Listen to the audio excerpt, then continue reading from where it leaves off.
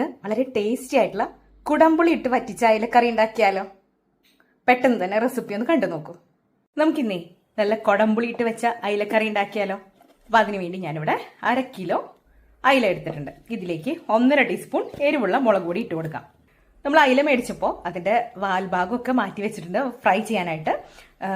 നമ്മുടെ തലഭാഗത്ത് ആ കഷ്ണം ഉണ്ടല്ലോ, അതാണ് നമ്മൾ ഇതിലേക്ക് എടുത്തേക്കുന്നത്. അപ്പോൾ 1 കിലോ അയില ഉണ്ടായിരുന്നു, അതുകൊണ്ടാണ് ഞാൻ കറക്റ്റ് 1/2 കിലോ എന്ന് പറഞ്ഞത് കേട്ടോ. അപ്പോൾ ഇതിലേക്ക് നമ്മൾ മുളക് പൊടി ഇട്ട് കൊടുത്തു. ഇനി ഇതിലേക്ക് ഒരു 1/4 ടീസ്പൂൺ അളവിൽ മഞ്ഞൾപ്പൊടി ഇട്ട് കൊടുത്തു. ആവശ്യത്തിനുള്ള ഉപ്പിട്ട് കൊടുക്കാം. ഒരു 5 കഷ്ണം കൊടപ്പുളി ഇട്ട് കൊടുത്തു. ഇനി ഇതിലേക്ക് ഒരു 1/2 ടീസ്പൂൺ വെളിച്ചെണ്ണ ഒഴിച്ചു കൊടുക്കാം, കൂടുതലൊന്നും വേണ്ട. ഇതിലേക്ക് ഒരു 1/2 ടീസ്പൂൺ വെളിച്ചെണ്ണ കൂടെ ഞാൻ ചേർത്ത് കൊടുത്തിട്ടുണ്ട് കേട്ടോ. ഇനി ഇത് നല്ലതുപോലെ ഒന്ന് തിരുമ്പി നമുക്ക് ഒന്ന് മാറ്റി വെക്കാം. ഈ ഒരു പൊടികളും മീനൊക്കെ കൂടെ നല്ലതുപോലെ ഒന്ന് തിരുമ്പി കൂട്ടി മാറ്റി വെക്കാം. ഇനി നമുക്ക് ഇതിലേക്ക് കുറച്ച് ചുമന്നുള്ളി, അതുപോലെ കുറച്ച് വെളുത്തുള്ളി, ഒരു കഷ്ണം ഇഞ്ചി, ഒരു എരിവുള്ള പച്ചമുളക്, കുറച്ച് കറിവേപ്പില, ഇതെല്ലാം കൂടെ നല്ലതുപോലെ ഒന്ന് ചതച്ചെടുത്തത് ചേർത്ത് കൊടുക്കണം. അപ്പൊ ഇതൊന്ന് ചതച്ചെടുക്കാം.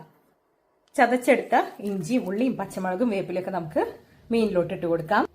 ഇനി നമുക്കിതിലേക്ക് കുറച്ച് വെള്ളം ചേർത്ത് കൊടുക്കാം. ഒരു 1/4 കപ്പോളം വെള്ളം ഞാൻ ഒഴിച്ചു കൊടുക്കുന്നുണ്ട്. ഇനി ഇത് വീണ്ടും നല്ലതുപോലെ ഒന്ന് മിക്സ് ചെയ്തിട്ട് കൊടുക്കാം. നമ്മൾ ഈ ഒരു മീൻ വേവിക്കാനുള്ള വെള്ളം ഈ സമയത്ത് തന്നെ ചേർത്ത് കൊടുക്കണം. ഒന്ന് കുക്കായതിനു ശേഷം പിന്നെ നമ്മൾ പച്ചവെള്ളം ഒന്നും ചേർത്ത് കൊടുക്കാൻ പാടില്ല. വേണമെങ്കിൽ ചൂടുവെള്ളം ചേർത്ത് കൊടുക്കാവുന്നതാണ്.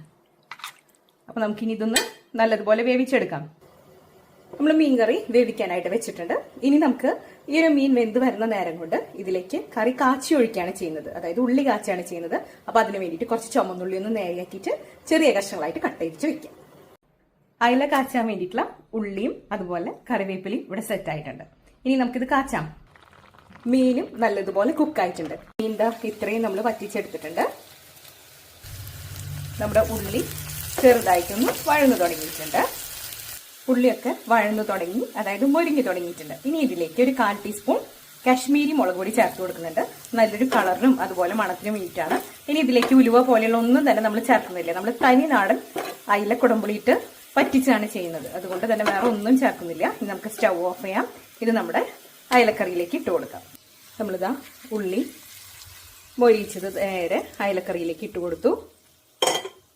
ഇനി ഇതൊന്ന് പതുക്കെ നമുക്ക് എല്ലായിടത്തേക്കും ആക്കി കൊടുക്കാം. അതിനുശേഷം കുറച്ചു നേരം ഒന്ന് അടച്ചു വെക്കാം. എപ്പോഴും പറയുന്ന പോലെ കാച്ചിയ ഉടനെ കുറച്ചു നേരം ഒന്ന് അടച്ചു വെക്കുമ്പോഴാണ് നമ്മുടെ ആ ഒരു ഉള്ളി കാച്ചിയതിന്റെ മണവും ഫ്ലേവറും ഒക്കെ നമ്മുടെ കറിയിലേക്ക് നന്നായിട്ട് പിടിക്കുള്ളൂ. അങ്ങനെ നമ്മുടെ വളരെ ടേസ്റ്റി ആയിട്ടുള്ള തനിനാടൻ അയില വറ്റിച്ചത്, അല്ലെങ്കിൽ അയില കുടംപുളി ഇട്ട് വറ്റിച്ച കറി ഇവിടെ റെഡി ആയിട്ടുണ്ട്.